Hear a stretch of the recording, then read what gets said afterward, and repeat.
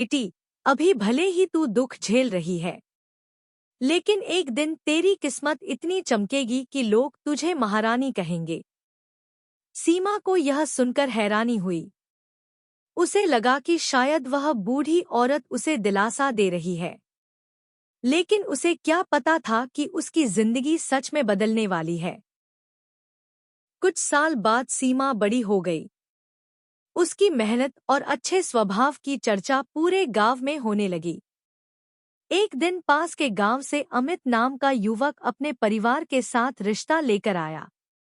अमित का परिवार बहुत अच्छा और समझदार था। उन्होंने सीमा को देखा और तुरंत पसंद कर लिया। लेकिन सीमा की सौतेली माँ को यह रिश्ता पसंद नहीं था। उसे लगता था कि सीमा की शादी में खर्च होगा। फिर भी गांव के लोगों के कहने पर शादी तय हो गई। शादी के बाद जब सीमा पहली बार अपने ससुराल पहुंची, तो उसका स्वागत बहुत प्यार से किया गया। उसकी सास ने उसे गले लगाकर कहा, आज से यह घर तुम्हारा है। सीमा को पहली बार लगा कि कोई उसे सच में अपना मान रहा है। धीरे धीरे उसने घर के काम संभालने शुरू किए। वह सबका बहुत ध्यान रखती। उसकी मेहनत और समझदारी से घर का माहौल बदलने लगा। लेकिन सीमा को अभी यह नहीं पता था कि आगे उसकी जिंदगी में ऐसी घटनाएं होने वाली हैं जो उसे सच में महारानी बना देंगी।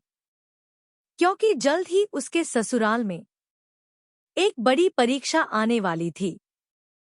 शादी के बाद सीमा की नई जिंदगी शुरू हो चुकी थी।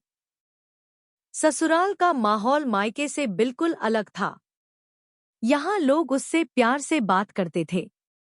उसकी सास सरला देवी बहुत समझदार और दयालु महिला थी। सीमा सुबह जल्दी उठती, घर का काम करती और सबका ध्यान रखती। धीरे धीरे पूरे घर में उसकी मेहनत और अच्छे स्वभाव की चर्चा होने लगी। लेकिन हर घर में सब लोग एक जैसे नहीं होते।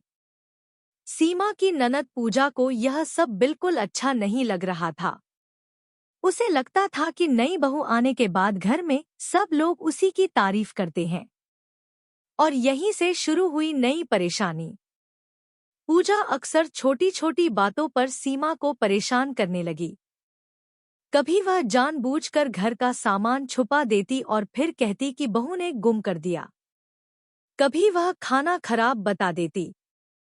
सीमा सब चुपचाप सहती रही। वह झगड़ा नहीं करना चाहती थी, लेकिन पूजा के मन में जलन बढ़ती जा रही थी। एक दिन अचानक परिवार पर बड़ी परेशानी आ गई। सीमा के ससुर रामनाथ जी का व्यापार घाटे में चला गया। घर की आमदनी कम होने लगी। कुछ समय बाद खेतों में भी फसल खराब हो गई। अब घर में चिंता का माहौल बनने लगा। ऐसे समय में सीमा ने एक नई बात कही। उसने कहा कि अगर सब मिलकर मेहनत करें तो हालात बदल सकते हैं। उसने घर के आंगन में सब्जियों का छोटा बगीचा बनाने का सुझाव दिया। पहले तो किसी को भरोसा नहीं हुआ, लेकिन कुछ ही महीनों में उस बगीचे से इतना उत्पादन होने लगा कि घर का खर्च चलने लगा। गांव के लोग भी सीमा की तारीफ करने लगे। लेकिन पूजा को यह सब बिल्कुल पसंद नहीं आया। अब उसने एक और योजना बनाई। एक दिन घर के गहनों का डिब्बा गायब कर दिया गया और फिर से आरोप बहू पर लगा दिया गया। पूरा घर हैरान था। सीमा बहुत दुखी थी। उसे समझ नहीं आ रहा था कि हर बार उसी पर शक क्यों किया जाता है। उस रात सीमा को आंगन के पीछे से हल्की आवाज सुनाई दी। जब वह धीरे से वहां पहुंची, तो उसने देखा कि कोई व्यक्ति अंधेरे में खड़ा है और उसके हाथ में वही गहनों का डिब्बा था। सीमा को लगा कि अब सच्चाई सामने आने वाली है। लेकिन अचानक वह व्यक्ति अंधेरे में गायब हो गया। अब सीमा के सामने एक नया सवाल था। क्या वह असली चोर को पकड़ पाएगी, या फिर साजिश और भी गहरी है? सीमा की जिंदगी अब एक नए मोड़ पर आने वाली थी। क्योंकि आगे होने वाली घटना उसकी किस्मत को हमेशा के लिए बदलने वाली थी। उस रात सीमा ने जो परछाई देखी थी, उसने उसके मन में कई सवाल खड़े कर दिए थे। आखिर गहनों का डिब्बा किसके पास था? और हर बार शक उसी पर क्यों किया जा रहा था? सीमा ने तय किया कि वह सच पता लगाए बिना चैन से नहीं बैठेगी। अगले दिन उसने पूरे घर का काम पहले से भी ज्यादा ध्यान से किया, ताकि किसी को उस पर शक करने का मौका ही न मिले। लेकिन उसके मन में बस एक ही बात चल रही थी, असल सच्चाई क्या है?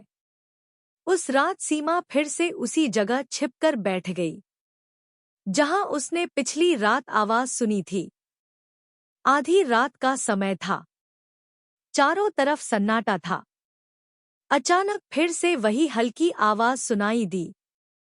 सीमा धीरे धीरे आगे बढ़ी, और जैसे ही उसने आंगन के पीछे वाले कमरे की खिड़की से झांका, तो वह हैरान रह गई, क्योंकि अंदर ननद पूजा और उसका एक दोस्त बात कर रहे थे। टेबल पर वही गहनों का डिब्बा रखा था।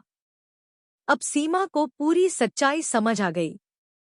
पूजा ही हर बार सामान छुपाकर बहू को बदनाम कर रही थी। सीमा ने तुरंत सबको जगाने के बजाय एक योजना बनाई। अगली सुबह उसने परिवार के सभी लोगों को आंगन में बुलाया। उसने कहा कि उसे गहनों के बारे में कुछ पता चला है।